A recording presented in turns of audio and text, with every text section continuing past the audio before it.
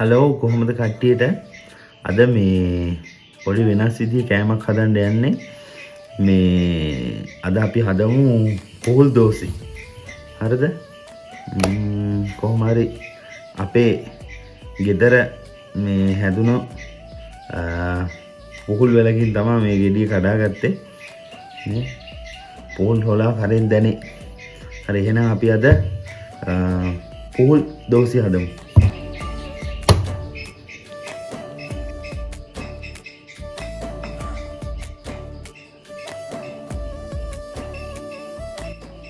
ඉස්සල්ලාම කරගන්න ඕනේ මේ පුහුල් ගෙඩිය හොඳට මේ පොත්ත රැහැ ගන්න ඕනේ අපි රැහැ ගත්තට පස්සේ පොඩි වැඩක් තියෙනවා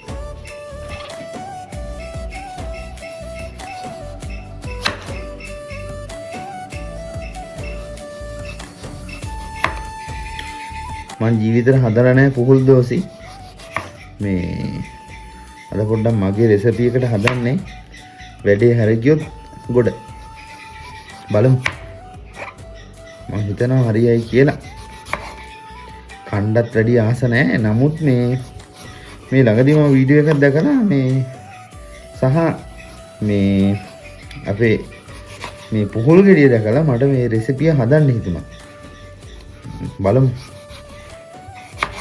රහට આવොත් දාන්න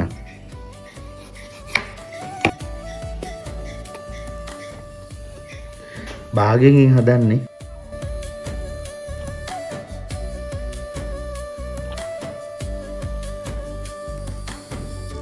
පුහුල් ගෙඩියේ මේ මදේ ඉවත් කරගන්න ඕනේ ඉවත් කරගත්තට පස්සේ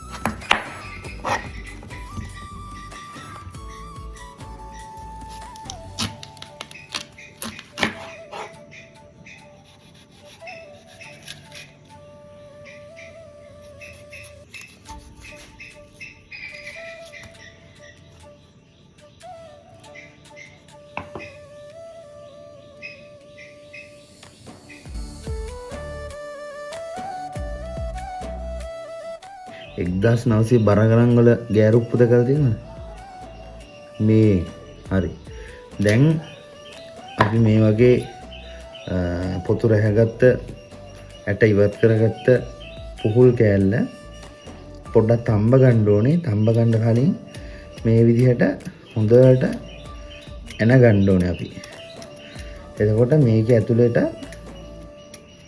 හොඳට අපේ සීනි එහෙන් බහැලා මේක හොඳට තැම්බෙනවා ඉස්සලා තම්බ ගන්න ඕනේ අපි ඉස්සලා මේක අනගෙන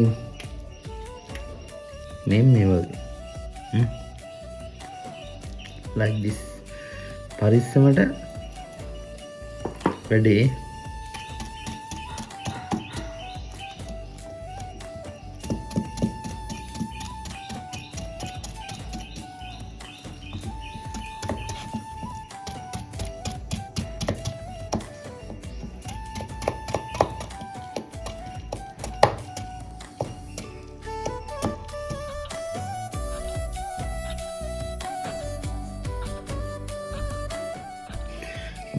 මන් දැක්කේ නම් පුහුල් කෑලි වලට මෙහෙම ඇනලා මේ මන් දැක්ක වීඩියෝ එකේ විටහුණු තියෙන්නේ විටහුණු වලට දාලා මං හිතන්නේ මේ කියන්නේ දිය කරලා පොඩ්ඩක් වතුරේ විනාඩි 12ක් විතර තියෙනවා හැබැයි ඔයාලා එහෙම තියන්න යන්න එපා හුණු කියන්නේ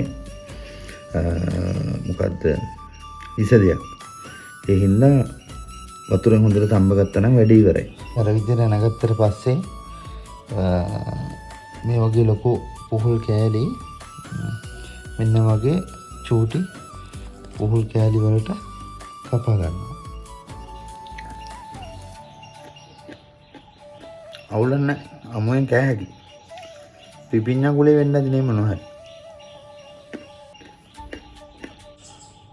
මේ තියෙන්නේ අපි කපාගත්ත පොඩි පුහුල් කෑලි දැන් මේක හොඳට තම්බ ගන්න ඕන සාමාන්‍ය විනාඩි 15ක් විතර තම්බ ගන්න ඕන හොඳට ඕන්න හරි මැටි හට්ටිය නම් අපි මේ ටික තම්බ ගමු. අට මේකට කලරිනුත් දාලා හදන්න පුළුවන් ඇතිනේ. කලරින් කියන්නේ නෑ ඉතින් විස මේ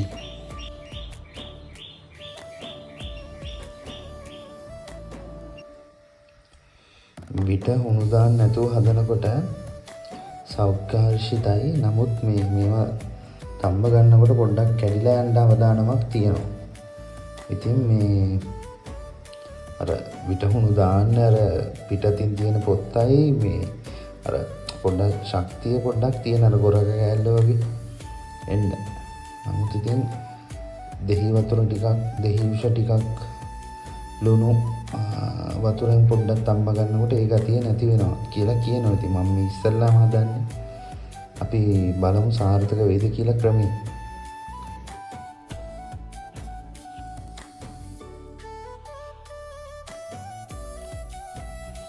දැන් අපේ පුහුල් ටික තැම්බිලා ඉවරයි. විනාඩි 15ට වඩා හැබැයි ගියා. දැන් මේකේ අපි වතුර ටික අයින් කරගන්න ඕන හොඳට පෙරලා. සහ මේ වතුර පිරිසිදු රෙදි කෑල්ලකට මේ පුහුල් ටික දාලා හොඳට මිරිකා ගත්තනම් වතුර ටික සේරම යනවා. දැන් ඊළඟට කරන්නේ අපි ඒක. ඔයාලට පේනව නේද අර පුහුල් දෝසි කෑල්ල වගේ තියෙන හැටි. මේ තැම්බුවට පස්සේ පුහුල් දෝසි කෑල්ල වගේ තියෙන හැටි බලන්න.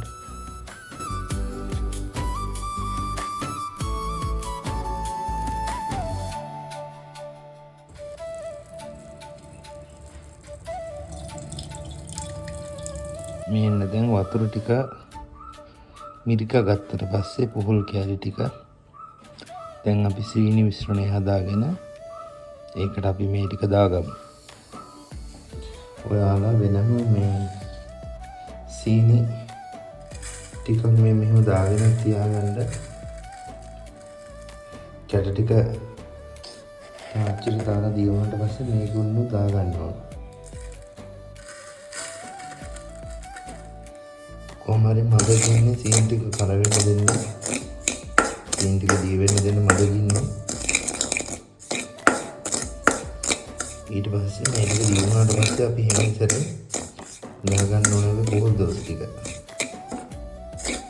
දැන් නම් මේ සීනි ටික දී වෙන්නේ මඩගින්නේ මේක දී වෙන්න දෙන්න ඕනේ නැත්නම් කළු වෙනවා.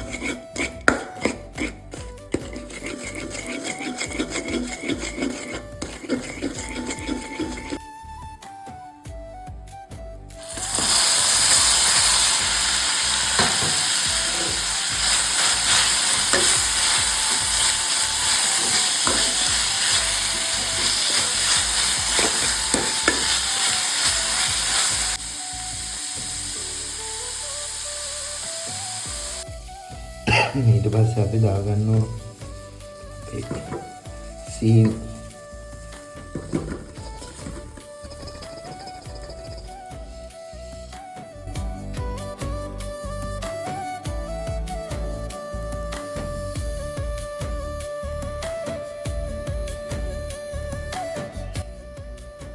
ඔන්න ජීවිතේ ඉස්සල්ලාම හදපු පුහුල් දෝසිය. සාර්ථකයිද නැද්ද කියලා නම් දන්නේ මම හිතනවා ගොඩක් රහයි කියලා. සීනි කොහොමත් රහයිනේ. ඉතින් මේ හොඳයි. රසයි අපි ෆ්‍රිජ් එකේ තියලා පොඩ්ඩක් ගමු මේක. ඔයාලත් හදලා බලන්න.